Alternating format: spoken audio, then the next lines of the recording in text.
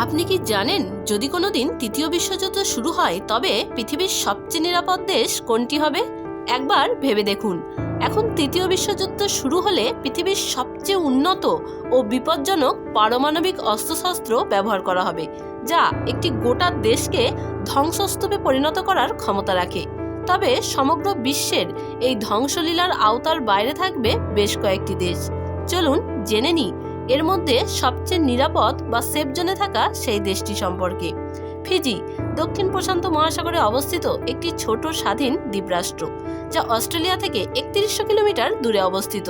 দক্ষিণ প্রশান্ত মহাসাগরে অবস্থিত দ্বীপগুলির মধ্যে ফিজিকে উন্নত মনে করা হয়, যা সুন্দর প্রশস্ত সমুদ্র সৈকত ছাড়াও বিভিন্ন ধরনের প্রাকৃতিক সম্পদে পরিপূর্ণ। এই দেশটির অবস্থান এশিয়া, ইউরোপ এবং আমেরিকার থেকে অনেক দূরে, যার ফলে এখানে ঘটতে থাকা যুদ্ধের প্রত্যক্ষ প্রভাব ফিজির ওপর পড়বে না।